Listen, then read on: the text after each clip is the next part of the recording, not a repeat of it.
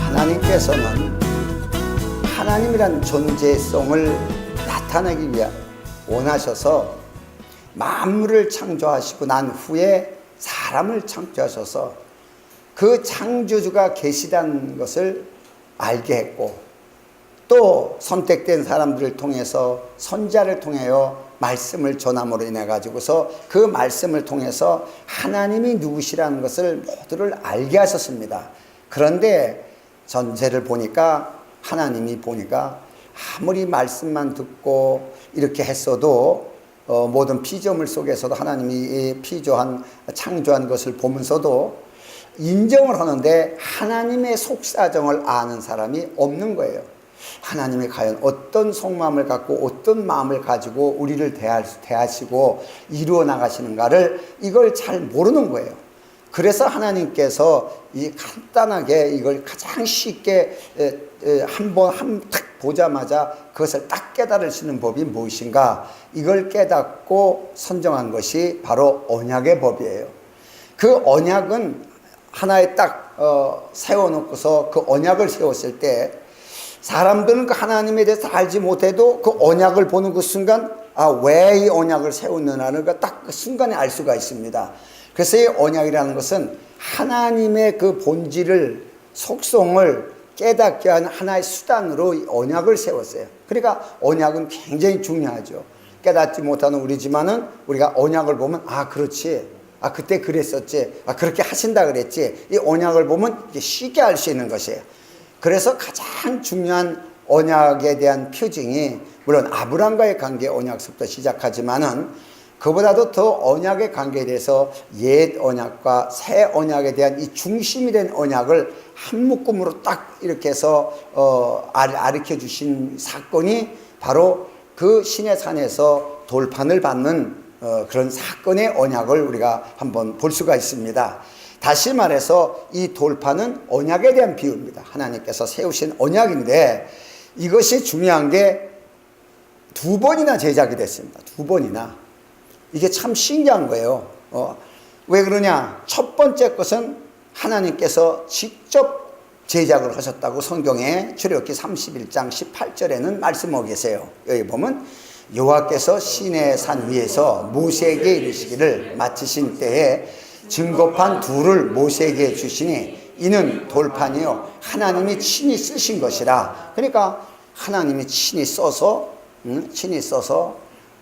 저 모세에게 주었다는 거예요. 모세에게 주었어요. 그런데 모세가 이것을 들고 내려오다가 백성들이 우상 숭배하는 이 죄를 보고서 그 돌판을 던져서 깨뜨려 버립니다.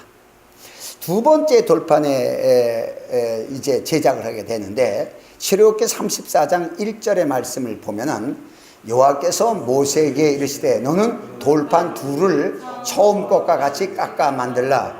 내가 깨뜨린 바 처음 판에 있던 말을 내가 그 판에 쓰리니. 자, 모세에게 이제 돌판을 네가 만들어라. 첫 번째 것은 하나님이 돌판까지 다 만들어 주셨습니다. 두 번째는 모세 보고 돌판을 만들려고 그럽니다. 물론 이 설교에 대해서 옛날에 많이 했습니다. 그리고 모세가 그 판을 두 개를 들고 올라갑니다. 올라가서 거기에 계명을 하나님이 써가지고 다시 들고 내려오게 됩니다. 모세가. 자, 이것을 보고서 이거는 두 언약의 그림자입니다. 첫 번째 언약과 두 번째 언약의 그림자고. 자, 그래서 이 언약의 관계를 이 두 돌판 사이로 우리가 볼 수가 있어요. 자, 그렇다면 이 첫 번째 돌판과 두 번째 돌판에 공통점이 있습니다. 공통점이 뭐냐 그러면은 이것은 모두가 십계명을 중심으로 기록되어 있습니다. 그래서 많은 사람들이 오해하기를 첫 번에도 십계명이고 두 번째도 십계명이니까 우리는 십계명을 철저히 지켜야 된다라고 십계명 지지하는 사람들이 많이 일어났어요. 그래서 미국 사회에서도 십계명판을 다시 부활시켜서 각 학교에 십계명판을 만들어 세우자, 뭐 이런 안건도 나왔습니다. 중요한 것이 우리가 이것은 언약의 관계지 십계명판을 읽고 없고 십계명이 살았냐 죽었냐를 논하기 전에 하나님의 언약을 보냐는 얘기예요. 하나님의 언약을 모르면 우린 전부 율법으로 돌아가요. 그러니까 이 중요한 것이 뭐냐 그러면 이것이 십계명의 중심으로 있습니다. 여러분은 어떻게 생각하는지 몰라요. 두 번째 새 언약에도 십계명이 써 있습니다. 그러면 십계명의 중심은 뭡니까? 하나님을 사랑하라, 내 이웃을 내 마음같이 사랑하라. 이것이 사랑의 계명이에요. 그런데 이것을 할 수 있는 사람이 하나도 없습니다. 이것을 이룰 수 있는 사람이 없어요. 인간은 다 자기 소욕대로 하나님을 믿으면서 자기 소욕에 치우쳐 자기 목적을 위해 믿기 때문에 이건 하나님을 사랑하는 게 아니라 자기 목적을 이루는 하나님이에요. 그래서 그것이 우상숭배가 돼서 백성들을 향하여 그 하나님의 계명이 깨질 수밖에 없었던 거예요. 이건 이루어질 수 없는 법이에요. 그 깨졌지만은 하나님이 그 법을 안 세우냐? 아니요. 깨졌지 않은 그 법은 살아 있습니다.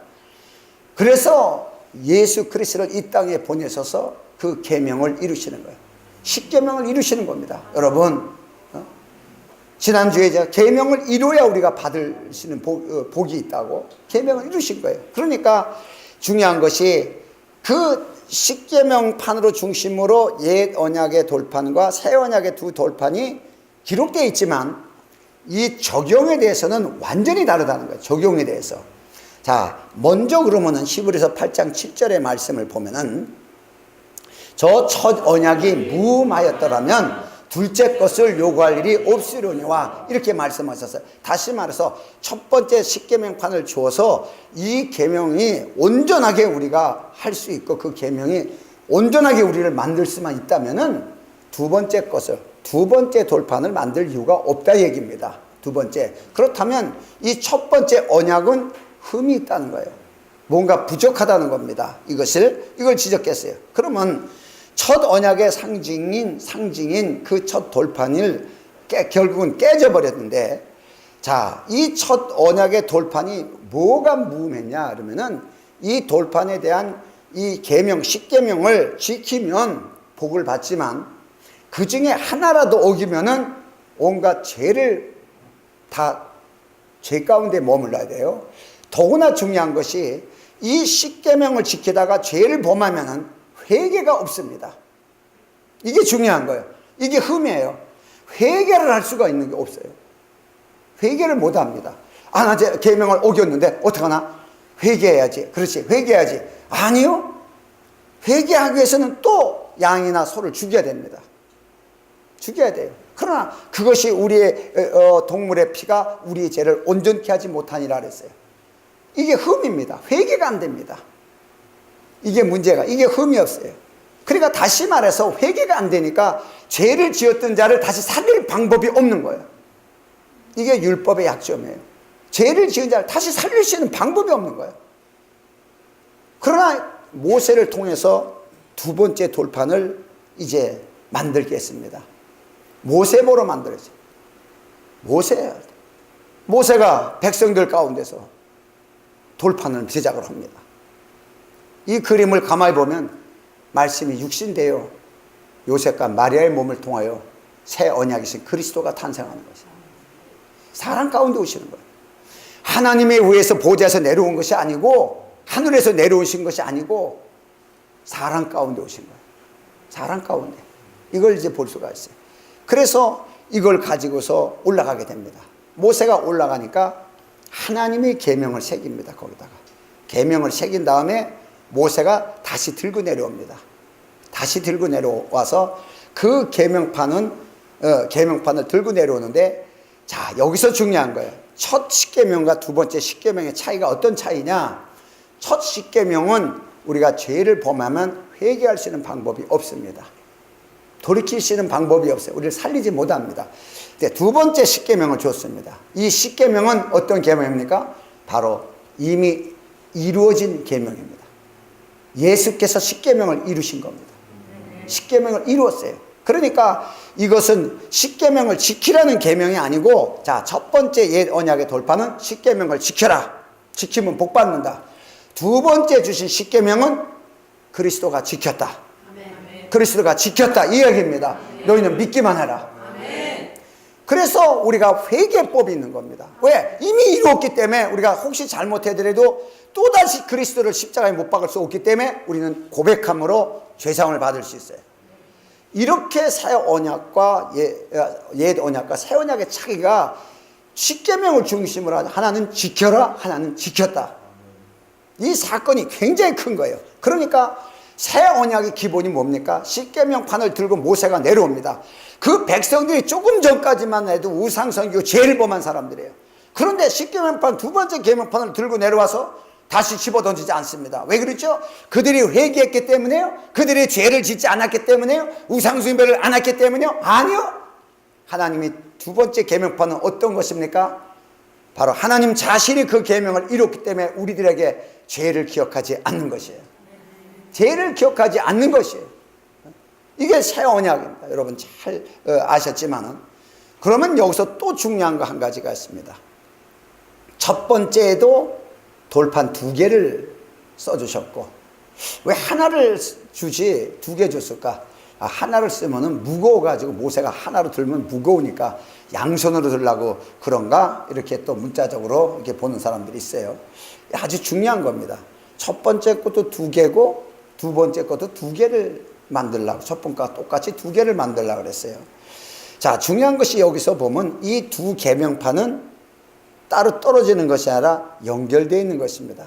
연결되어 있는 것이에요.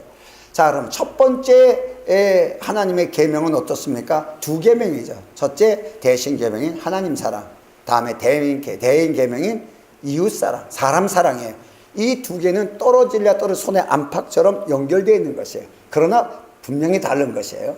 분명히 다른 것입니다. 왜? 우리가 사람의 중심으로 보면 인본주의로 빠지고, 또 하나님의 사람만 중심으로 빠지면 우리가 사람에 대한 배척이기 때문에 이게 맞질 않아요. 신비주의로 빠지든가. 이렇기 때문에 이 2개가 믹서가 돼야 돼. 조화를 이루어요. 그러니까 2개가 이 조화가 이루어지면 이게 옛 계명이었습니다. 그러면 새 계명은 다 이뤘기 때문에 하나만 가지고 올라가지 왜 또 2개를 이루냐? 왜 또 2개를 가지고 올라가냐? 이 2가지 다 법을 이루기 위해서는 2개가 다 필요하죠. 2개를 다 오자가 반드시 2개가 필요합니다. 이 두 번째 새 언약도. 왜 그러냐면 우리가 알다시피 이 새 언약은 어떤 거예요? 새 언약은 옛 언약은 지켜야 복을 받고 새 언약은 믿어야 복을 받습니다. 믿어야 복을 받는데, 그러면 예수 그리스도가 옴으로써 예수를 믿음으로만 우리가 복을 받을 수 있었다면은 예수님 오기 전까지는 모두가 죄를 범했기 때문에 다 죽어야 되는 거예요. 다 죽어야 되는 거예요. 그래서 하나님이 그래도 그 속에서 믿음을 가지고 나간 자들을 살리기 위해서 믿음의 법을 아브라함하고 딱 제정을 하는 거예요. 이 아브라함하고 맺는 거예요. 이거 완벽하진 않습니다. 아브라함하고 맺어요. 그러니까 율법 가운데도 있지만 하나님의 말씀에 믿음으로 어떤 행위를 했을 때 히브리 11장에 나온 모든 사람이 바로 믿음에 섰던 사람이에요. 이 믿음의 법이 아브라함과의 언약에 된 하나고, 또 하나는 예수 그리스도께서 모든 율법을 이루셔서 이제 예수 그리스도를 믿음으로 말미암아 구원받는 자의 믿음의 언약이 두 번째예요. 이 아브라함과 그리스도와의 이 언약은 하나로 연결되어 있는 겁니다. 하나로. 할렐루야. 그래서 믿음에서 믿음이라는 거예요. 믿음에서 믿음으로. 자, 그래서 굉장히 중요한 겁니다. 그러니까 이 믿음의 법이 아브라함에 의해서 맺어진 첫 언약이, 이 언약이 430년 후에 모세를 통해서 이루어진 언약입니다. 이 언약이 아브라함과 세워진 언약을 없애 못한다는 거예요. 그런데 이스라엘 백성이 이걸 깨닫지 못하고 율법주의로 빠져버린 거예요. 모세의 율법을 최고로 치고 율법주의로 빠져버린 거예요. 그러면서 육체로는 자기들이 아브라함의 후손이라는 거예요. 여기에 대해서 잘못된 거에서 예수님이 말씀하신 겁니다. 그러니까 이미 아브라함과의 언약이 모세의 법보다 크다는 거예요. 크다는 거예요, 더. 그러니까 아무리 율법이 죄를 지으면 죄의 삭은 사망이, 이 사망의 법이 주장해도 믿음의 법 안에서는 다 산다는 거예요. 믿음의 법 안에서는 이걸 얘기를 하는 거예요. 이게 복음이에요. 자, 그러니까 성경에도 갈라디아서 3장 9절의 말씀을 보면은, 그러므로 믿음으로 말미암은 자는 믿음이 있는 아브라함과 함께 복을 받느니라. 자, 아브라함이 나옵니다. 믿음으로 말미암은 예수 그리스도를 믿음으로 복을 받는다고 딱 하지 않고 아브라함과 연결을 시켜버립니다. 그러면은 하나님이 원하는 그 본질적인 씨가 뭐예요? 믿음의 씨입니다.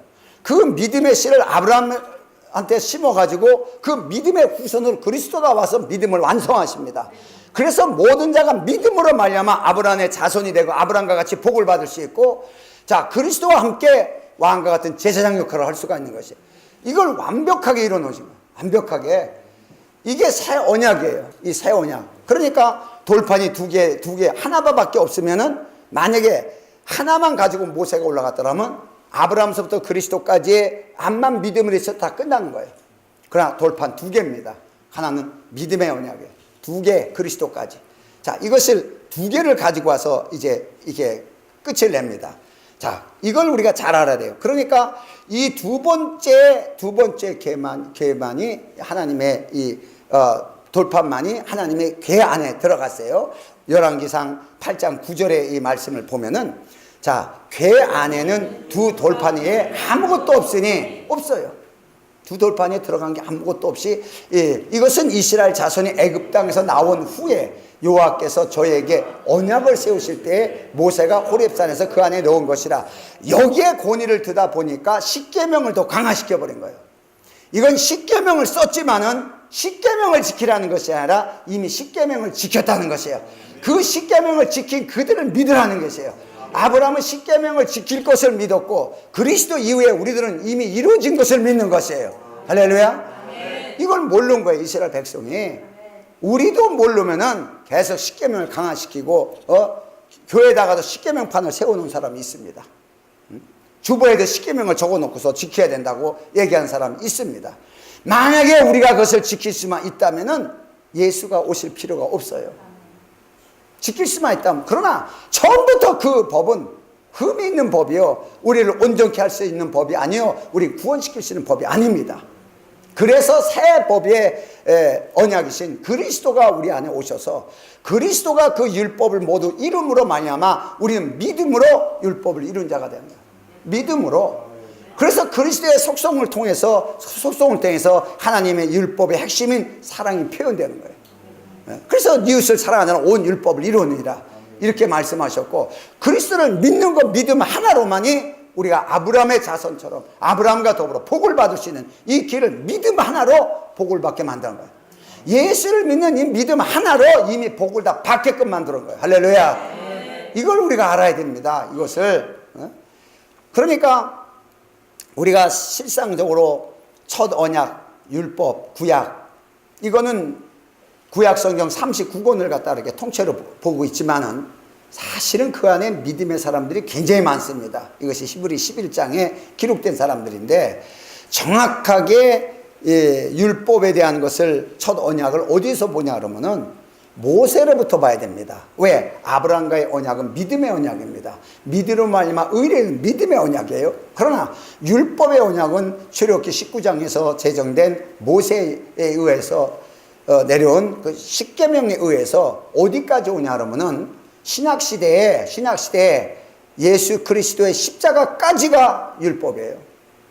만약에 예수님 오심으로 율법이 끝났다 그러면 예수님은 헛죽는 거예요. 십자가 장에서 숨이 딱 끊어지는 그 순간에 모든 게 딱 이루어진 거예요. 끝나는 거예요. 모든 옛 율법은 다 끝나는 거예요. 이걸 우리가 알아야 돼요. 그러니까 그래서 우리가 예수 그리스도의 죽으심과 부활을 통해서, 바로 부활을 통해서, 끝나고 부활을 통해서 새 언약이 이제 실제로 우리 가운데 이제 가질 수 있게끔 이제 유효한 게 된 거예요. 새 언약이. 자, 그렇다면은 새 언약은 로마서 3장 8절의 말씀, 28절에 대한 말씀을 보면은, 자, 그러므로 사람이 의롭다 하심을 얻는 것은 율법의 행위에 있지 않고 믿음으로 되는 줄을 우리가 인정하노라. 그래서 우리를 의롭게 하기 위해서는, 믿음의 법을 완성하기 위해서는 그리스도께서 율법인 그 십계명을 완성해야 돼요. 그래서 두 번째 계명판에도 십계명이 적혀 있는 거예요. 그걸 이루어야 됩니다. 그래야 그 이루신 예수를 우리는 믿음으로, 그냥 믿음으로 의로워지는 거예요. 할렐루야. 구약은 지켜야 의로워지지만 우리는 그것을 이루신 예수를 믿음으로 의로워지는 것이에요. 이걸 자꾸 잃어버리지 말아요. 이걸 잃어버리니까 은혜가 뭔지를 어떤 때는 헷갈립니다. 양심에 묶이기도 하고 율법에 묶기도 하고, 어느 순간에 또 윤리에 젖어가지고서 논쟁에 빠지기도 하고 이렇습니다. 항상 하나님의 말씀, 그리스도 안에 있는 것은 복음입니다.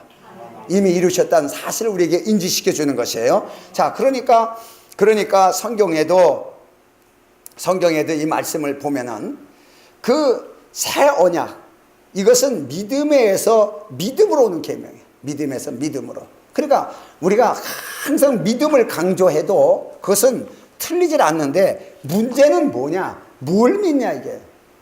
이게 중요한 거예요. 아, 믿음. 그런데 사람들이 대체적으로 믿습니다라고서 강조하는 사람일수록 자기 생각을 말하는 거예요. 자기가 어떤 계획한 것이 될 줄 믿습니다. 이런 것을 많이 했는데 여러분, 믿음이라는 것은 뭘 얘기하냐면 히브리서 12장 2절에 기록된 바와 같이 자, 그 믿음의 대상이 누구냐? 믿음의 주요 예수님이에요.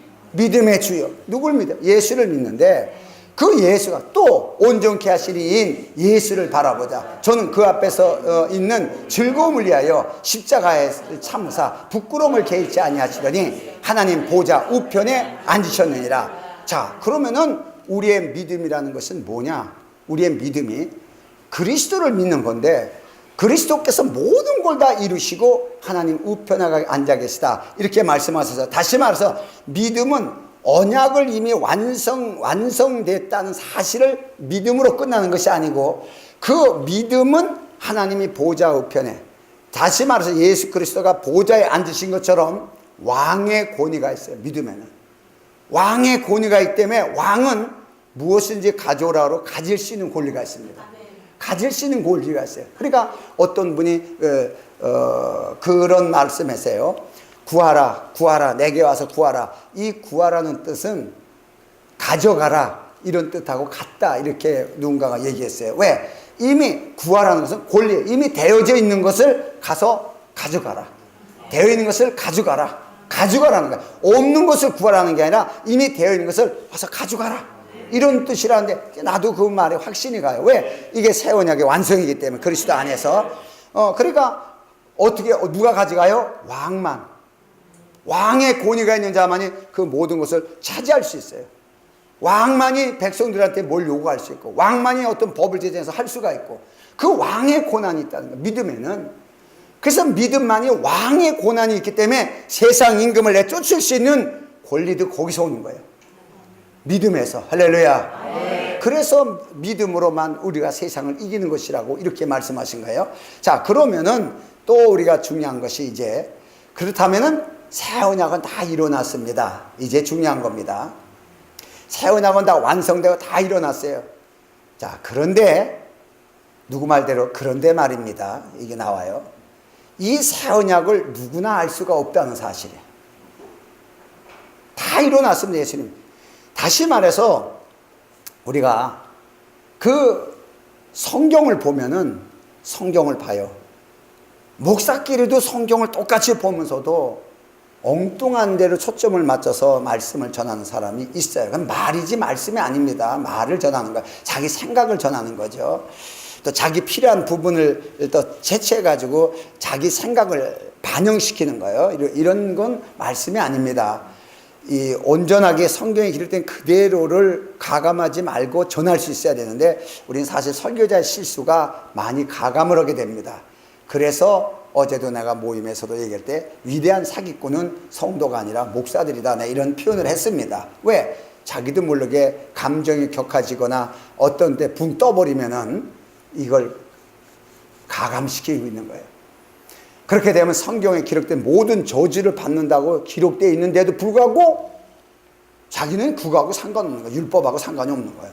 그럼 복음에 대한 관계입니다. 그것은. 자, 그래서 참 설교자가 위험한 거예요. 축복도 받지만은. 자, 그렇기 때문에 성경은 성령의 감동으로 봤을 때, 열려지는 거예요. 여러분 시편 23편을 갖다가 우리가 여호와는 나의 목자 신이 내게 부족한 이러다가도 딱 한 구절이 다 와서 닿아요. 그게 와서 확 와서 깨달아지게 닿아요.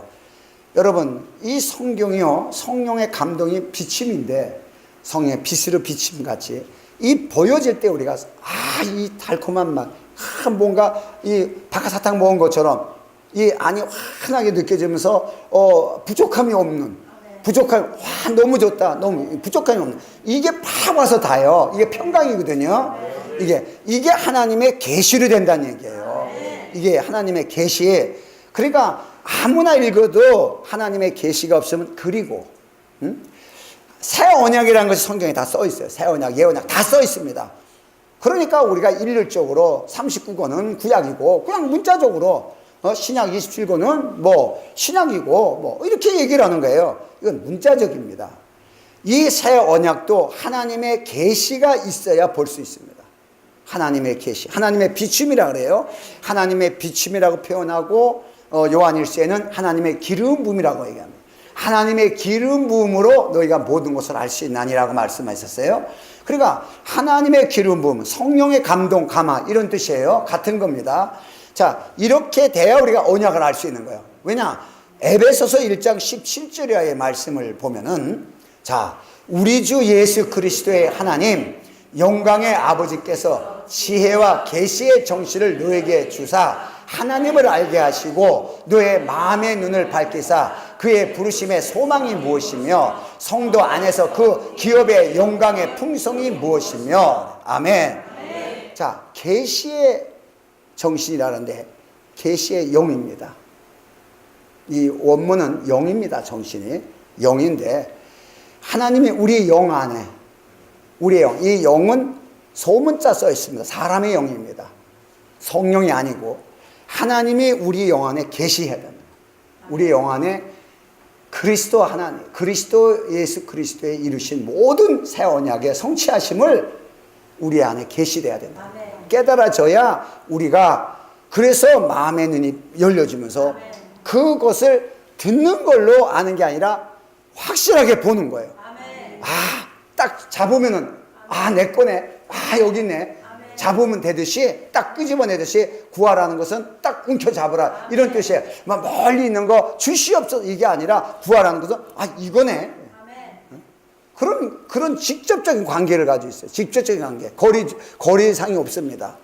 이런 관계를 이 계시의 영을 통해서 깨닫게 된다. 이렇게 말씀하셨어요. 자, 그러면은 하나님의 지혜를 사람의 영의 계시가 되어야 하나님의 지혜. 그러니까 지혜가 뭐예요? 솔로몬이 구한 것처럼 하나님의 뜻을 분별하는 게 지혜입니다.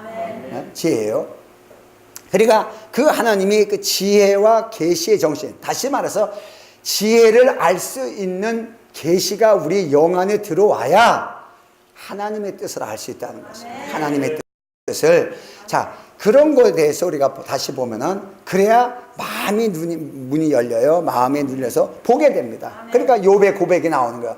말로만 듣던 하나님, 쉽게 얘기해서 교회에서 설교만 듣던 하나님, 이제 제가 보나이다. 이게 열려지는 거야. 보나이다.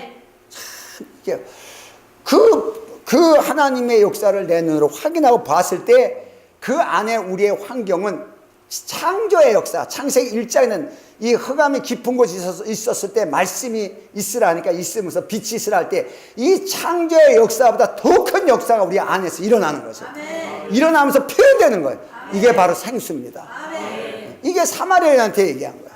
창조의 역사보다 더 큰 생수의 강이 너희 안에서 터져 나오리라는 거야. 이게 하나님과의 관계성이에요. 참 이게 뭘로? 믿음으로. 이런 걸 볼 수가 있어요. 그러니까 우리가 성경에도 보면은 정말 우리가 이것이 열려져야 소망이 있는 거예요. 항상 어떤 상이 와도 거기에 거꾸로 당하지 아니하고 쌓이지 아니하고 하나님의 소망을 가지고 항상 감사할 수 있고 그리고 항상 하나님에서 내가 받은 영광이 무엇이냐, 영광의 축복이 무엇이냐, 신령한 복이 무엇이냐, 이것을 깨달았기 때문에 복 달라고 하기 전에 이미 난 복을 받았구나, 이미 난 복 있는 자구나, 이걸 아는 거예요. 그러니까 시편 1편도 목사들끼리 두 가지를 얘기합니다. 하나는 복 받기 위해서 악인의 길을 쫓고 죄인의 길에 서지 않고 오만한 자리에 앉지 않아야 하나님의 복을 받는다는 과정을 얘기하는 사람이 있고, 저는 그렇게 하지 않아요. 복 받은 사람만이 악인의 길을 쫓지 아니하고 죄인의 길에 서리지 아니하고 오만한 자리에 앉지 않는다는 얘기야. 시냇가에 심은 나무가 절로 시절을 맺어 열매를 맺어가지고 그의 행사가 형통함이 그렇게 될 것이라는 거야. 모두가 그게 형통을 낸다는 것이야. 형통의 축복을 얘기할 때 우리는 형통의 축복을 이미 복을 받은 자에게 이루어지는 건데, 우리는 복을 받으려고 형통하게 달라고 막 기도하는 거야. 아니요, 복을 받은 자에게 일어난 사건이야. 복을 받은 자에게 일어난 사건이지 우리는 형통하게 해달라고 막 기도하고 문제 해결해달라고 기도하는 거예요. 아니요, 그거 하지 말고 먼저 복을 받아라. 그거 하지 말고 먼저 복을 받아라. 그러니까 먼저 그 나라와 의를 찾으라는 것이에요. 이 원리만 알아도 우리가 굉장히 쉬운 거예요. 원리만 알아도. 여러분, 9구단을 2단서부터 9단까지 모르는 사람 하나도 없습니다. 여기서 하나도 없어요. 딱 그런데 내가 바꿉니다. 자, 9단서부터 시작합니다. 9단서부터 2단까지 시작! 그러면은 한참 생각해야 나옵니다. 그런데 2단서부터 9단까지 시작! 그러면 줄줄줄 나옵니다. 자, 이게 우리의 틀입니다. 우리의 틀이 못하는 거예요. 우리의 틀이 묶였기 때문에 못하는 거예요. 9단서부터 2단까지도 같은 원리인데 우리 틀이 안 해봤기 때문에 못하는 거예요. 믿음이라는 게 바로 이런 겁니다. 우리가 그동안 주시옵소서만 했기 때문에 믿으라 그러니까 잘 안 믿어지는 거예요. 열심히 율법을 지키고 살아왔는데 율법을 안 지키는 걸 보니까 그리스도가 아니라는 거예요. 이 틀이, 내가 만든 틀이 예수 그리스도를 십자가에 못 박여 죽입니다. 우리가 만든 틀이 하나님의 복을 거부합니다. 그리스도 복의 근원이십니다. 아멘. 하나님 앞에 복을 받기를 그렇게 원하는 유대인이 그 복을 거부합니다. 그 틀 때문에. 이거 우리가 많이 배워야 돼요.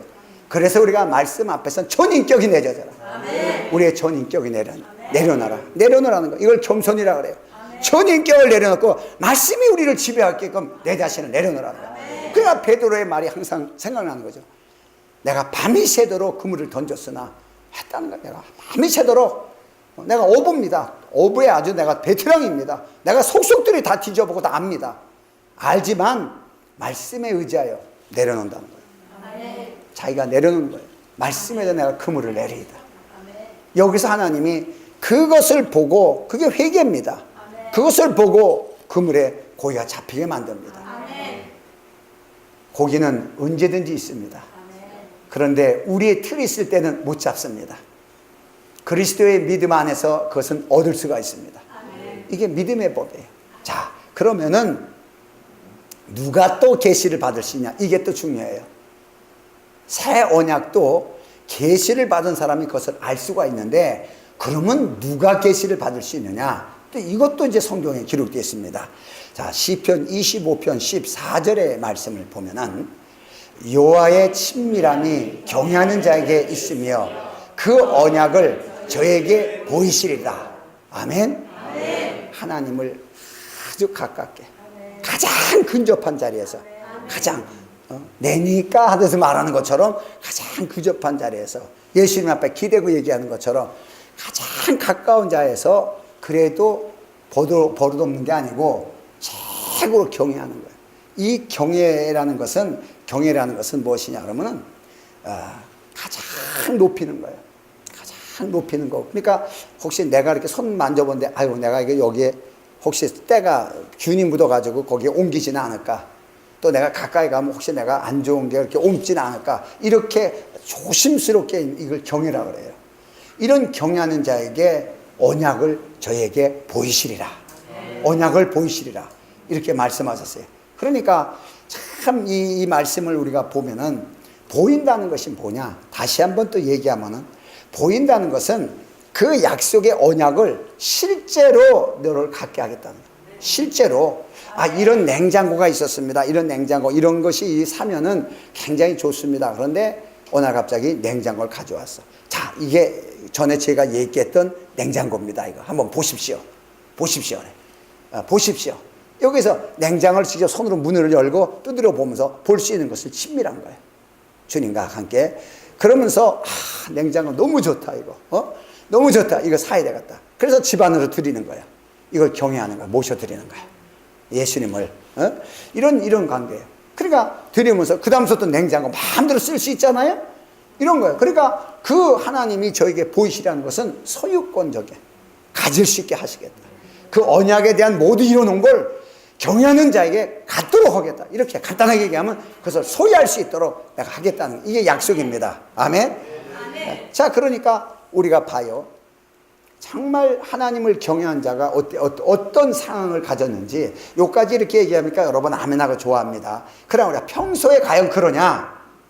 이것에 지적이 된 것이 우리가 가나안 땅 들어가는 이스라엘 백성들을 보면은 알 수가 있어요.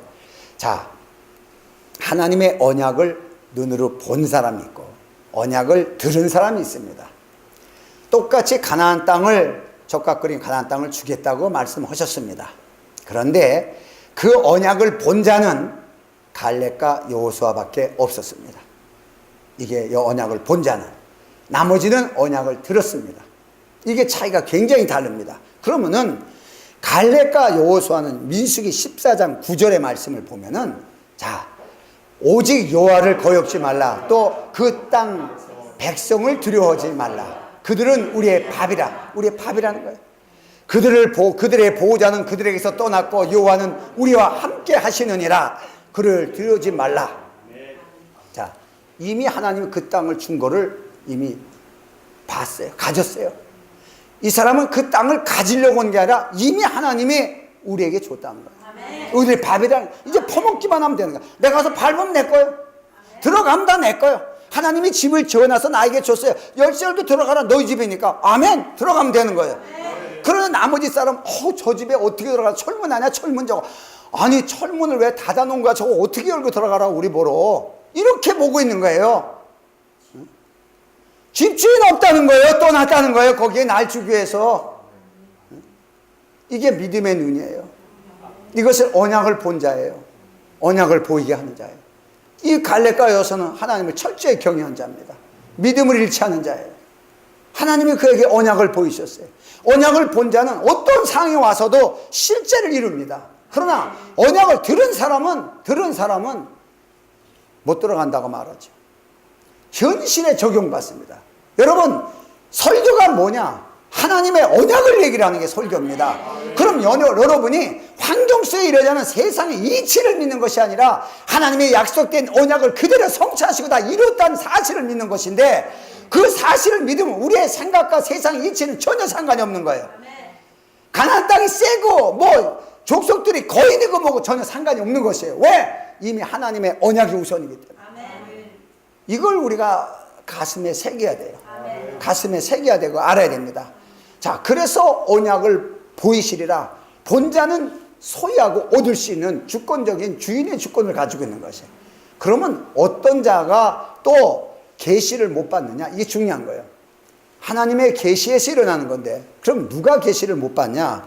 두 가지의 사람이 나옵니다. 성경은 뭐 무슨 죄 뭐 열거하는 거 꽤 많지만은 딱 두 가지로 압축하면은, 첫 번째가 야고보서 1장 6절 이하의 말씀으로, 오직 믿음으로 구하고 조금도 의심하지 말라. 의심한 자는 마치 바람에 밀려 요동하는 바다 물결 같으니 이런 사람은 무엇이든지 주께 얻기를 생각하지 말라. 두 마음을 품어 모든 일에 정함이 없는 자로다. 아멘. 자, 두 마음을 품지 마라. 두 마음을 품는 자에게는 계시의 영이 들어갈 수가 없어요. 자, 그러니까 이스라엘 백성에게 똑같이 얘기했어도 가나안을 보고 세상 이치를 가지고서 따지는 사람하고 그렇지 않고 오직 하나님의 말씀만을 경외하는 사람하고는 이 차이가 굉장히 큰 거예요. 왜? 언어의 표현이 다릅니다. 언어의 표현이. 그래서 이들은 어때요? 두 마음을 가진 자예요. 세상 이치에 대한 것도 있고 하나님의 말씀도 알고 깨달아요. 하지만 두 마음을 가진 자예요. 그러면 이 두 마음을 누가 밀어넣느냐? 이게 사단의 역사예요. 자, 에덴 동산에서 하와가 선악과를 따먹게 된 동기가 어떤 동기예요? 두 마음이에요. 두 마음입니다. 사단의 말도 믿어지고 하나님의 말도 믿어지는 거예요. 두 마음을 가졌어요. 이게 인간의 타락의 시초입니다. 두 마음을 가지면. 두 번째가 야고보서 4장 5절에 있는 말씀으로, 너희가 하나님이 우리 속에 거하게 하신 성령이 시기까지 사모한다 하신 말씀을 헛된 일로 생각하느냐. 자, 이 중요한 것이 성령의 계시, 하나님의 계시. 이 계시가 교만하면은 받지 못하는 거예요. 교만은 뭐 패망의 선봉이다, 뭐 잠언서에서도 그렇지만은, 교만은 나도 하나님처럼 되겠다는 거야. 그건 내가 계시받으면 뭐하냐? 나도 하나님처럼 하면 되지. 이런 식이에요. 이게 그대로 우리가 잘못돼서 나가는 건데, 자, 우리 중요한 것이 그 하나님에 의한 그 믿음의 사람, 첫째, 두 마음을 품지 않는 자, 둘째, 교만하지 않는 자. 이 사람은 하나님을 경외하게 되어 있습니다. 하나님만을 믿게 되어 있어요. 그래서 하나님을 경외하라는 말의 의미는 오직 하나님만 절대적으로 바라라는 말하고 똑같아요. 그 말의 의미가, 그러니까 오직 절대적으로 하나님만 바랬던 사람이 누구예요? 성경에 보니까 다윗이었어요. 신약에 보니까 사도 바울이었어요. 그러니까 구약은 뭐 다 율법이다. 아니, 거기에 다윗이 있었어요. 신약은 다 복음이다. 다 편안하다. 아니요. 어마어마한 고난을 받는 사도 바울이 있었습니다. 이 두 사람의 공통점은 뭐냐? 이들은 믿음의 사람이에요. 이들은 믿음으로 자기에게 닥쳐진 어떤 고난도 다 이길 수 있었던 것은 하나님의 실제를 보았다는 거예요. 아멘. 하나님의 실상을 본 것이에요. 아멘. 그것이에요. 모세가 그렇게 보고 싶어 했어도 모세는 율법에 속했기 때문에 하나님의 실상을 보여줄 수가 없습니다. 그러나 다윗은 봤습니다. 다윗은 그리스도를 봤다고 그러잖아요. 다윗은 봤습니다. 사도 바울도 봤습니다. 자, 우리의 신앙이 뭐예요? 그리스도를 봤냐는 얘기예요. 그가 이루신 언약을 다 봤냐는 얘기예요. 여러분 아파요. 아픈데 여러분의 집에 만병통치약이 있어요. 그 약 하나만 먹으면 금방 온몸이 다 어디가 아파서도 부러져도 다 낫는 거예요. 그냥 회복돼. 이 사실을 믿는 자는 아파도 걱정을 안 합니다. 안 하고 얼른 가서 그 약을 얼른 먹죠. 그렇죠? 그런데 이 약이 없는 사람은 약을 달라고 기도를 합니다. 언약은 우리 집에 다 있습니다. 예수께서 이루어놓은 것은 우리에게 다 주셨습니다. 우리에게 다. 언제든지 내가 필요할 때 가져가라. 필요할 때 꺼내 써라. 필요하면 꺼내 써라. 이게 구하라는 얘기예요. 그냥 꺼내 써라. 우리를 주시기 위해서 다 이루는 거예요. 하나님의 약속이. 자, 이런 걸 봅니다. 그러니까 우리가 믿음이라는 것을 다시 한번 보면은 믿음이 왜 권위가 있느냐? 왜 권위가 있느냐? 그 믿음은 히브리서 11장 1절의 대표적인 말씀으로 믿음은 바라는 것들의 실상이요 보지 못하는 것들의 증거니, 자, 이렇게 말씀하셨습니다. 자, 믿음이 뭐냐? 바라는 것들 여러 가지입니다. 복수로 써 있습니다. 그 다음에 보지 못한 것들, 우리가 보지 않은 여러 가지지만 우리가 구할 때가 있어요. 자, 전부 복수입니다. 그러나 이 믿음이란 단어는 단수입니다. 아무리 여러 가지 사건이 있어도 믿음 하나로 다 해결된다는 거예요. 믿음 하나로. 이걸 지금 얘기하고. 그러니까 믿음엔 어떤 권위요? 보좌 우편에 앉은 하늘 나라의 권위가 있어요. 세상에 뭐 삼라만상이 이루어지는 뭐 엄청난 일도 믿음 하나에 다 굴복되게 되어 있어요. 믿음 하나에. 그래서 믿음은 단수입니다, 여러분. 참 중요한 사실을 잃어버리지 마시고. 그래서 우리가 결론적으로, 자, 죄를 찾는 율법이 굉장히 큰 것 같아요. 왜? 우리를 다 지배하니까. 양심의 법으로 지배하고 율법으로 지배하고 그래서 넘어지고 쓰러지고 자빠지게 만들고, 이래서 율법이 굉장히 커서 힘들다고 생각할지 몰라요. 그런데 은혜의 법이 더 큰 법입니다. 은혜의 법이 뭐냐? 율법은 죄를 졌으면 용서받을 수가 없고 회개할 수가 없지만, 이 은혜의 법은 죄를 졌어도 얼른 회개해서 하나님의 복을 다시 받을 수 있는 것이 은혜의 복이에요.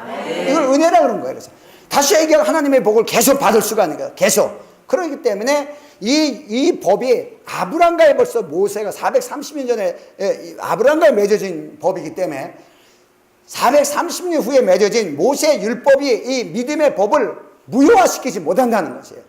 오히려 이 믿음의 법이 모세 율법을 무효화시키는 거예요. 할렐루야. 이게 은혜예요. 은혜의 법은 율법을 무효화시키는 거예요. 왜 그러냐? 그리스도가 이루셨기 때문에. 얼마나 감사한 것이에요, 이것이. 그러니까 데살로니가 후서 2장 16절의 이 말씀도 보면은 우리 주 예수 그리스도와 우리를 사랑하시고 영원한 위로와 좋은 소망을 은혜로 주신 하나님 우리 아버지께 너의 마음을 위로하시고 모든 선한 일과 말에 굳게 하시기를 원하노라. 아멘. 말 잘해야 돼요. 요동하지 말아야 돼요. 이 말, 우리 말이 요동하는 거예요. 아예 못해, 아예 안 돼, 싫어. 말이 요동한 거예요. 이미 마음이 요동한 거예요. 그래서 하나님이 이제 우리의 입에 있겠다. 모세에게 내 입에 내가 있겠다. 네 입술의 소리를 내가 지키겠다는 거야. 왜? 지가 다 해보고 싶어가지고 막 큰 소리 치고 그랬으니까 이제는 그렇게 하지 마라. 이제 하지 마라. 내 입을 내가 지키겠다. 내가 하는 얘기만 해라. 이런 뜻입니다. 우리의 마음과 생각을 지키신다고 하는 거고. 그러니까 그 은혜로 모든 소망을, 좋은 소망을 은혜로 하나님이 우리에게 주시고, 우리의 마음을 항상 항상 가진 자이지. 우리가 위로받는 게, 이 위로라는 것은 항상 가진 자예요. 풍요를 가진 자. 모든 선한 일과 말에 굳게 하시길 원하노라. 이렇게 결론적으로 말씀하셨어요. 그래서 우리가 은혜 받기를 사모해야 돼. 은혜 받기를 사모하고, 왜 은혜 받기를 사모하냐? 또 이걸 생각을 해보고 막 연구를 해보니까, 은혜는 뭐냐? 하나님이 이루신 것, 그리스도를 통해서 다 이루신 것을 우리에게 거저 주시는 건데, 그 은혜를 받아야 무엇을 나에게 주었는가를 알 수가 있어요. 아멘. 무엇을 나에게 주었는가를 해서 내가 가질 수가 있어요. 아멘. 그래서 뭐 은혜만 받은 게 아니고, 무엇을 내게 주셨구나, 무엇을 갖게 하셨구나, 이걸 아는 거예요. 그러니까 은혜라는 것이 뭐예요? 은혜는 언약으로, 예수 그리스도가 언약으로 전부 이루어 놓은 그 사건에 대한 모든 것을 가질 수 있는 기회가 바로 언약이에요. 아멘. 그래서 가질 수 있는 것, 그리스도 안에 있는 것. 그러니까 골로새서 2장 3절의 말씀에도 보면은, 자, 그리스도 그 안에는 지혜와 지식의 모든 보화가 감춰 있느니라. 자, 이걸 어떻게 알아요? 은혜 받아야 알아요. 은혜 받아야 볼 수가 있어요. 그게 거기 있네. 거기 있네. 그리스도 안에. 그럼 내가 어디 있어요? 그리스도 안에. 집어가면 되는 거예요. 집어가면 되는 거예요. 제사장 그 안에서 진설병 그냥 집어서 먹으면 돼요. 빛이 거의 여기에 있어요. 이렇게 가깝게 만드는 거예요. 이런 걸 다시 한번 살펴보면서 오늘도 항상 우리가 헛된 데 빠지지 마라. 헛된 데, 율법에, 양심의 법에, 내가 능력이 없어서 나는 할지도 모르고, 나는 말도 할 줄 모르고, 이런 법에 빠지지 말라는 얘기야. 나는 무능하고, 하나님이 다 알아. 무능하고는 얘기하지만 너는 진흙과 같은 자야. 너는 먼지 같은 자야. 너는 티끌과 같아. 이거 하나님의 진단이에요. 뭔 소리 하고 있어? 무능이고 하지도 말아. 넌 말도 못해. 너 도망갔잖아, 40년 동안에. 예? 그러나 내가 유능하게. 내가 최고로 만들겠다는 거야. 왜냐? 내가 최고니까. 내가 최고의 신이니까. 이게 하나님 자존심이에요. 이 자존심을 우리에게 쏟아 부어 놓으시고, 너는 나의 자존심이다. 세상에 내 아들이다. 이렇게 말씀하시고, 이런 긍지를 가지고 다 일어났어요. 필요하면 뭐든지 꺼내가라. 뭐든지 가져가라. 어디에도 묶이지 말고 담대하라. 내가 세상을 이겨놓으라. 이 말씀에 의존해서 우리가 참 감사하고 사는 저와 여러분 되시기를 축원합니다. 오늘 이 말씀에 근거해서 여러분 속에서도 말은 이렇게 하는데, 이것도 나가다가 잊어버리는 사람이 있고, 잠자다가 잊어버리는 사람이 있고 많아요.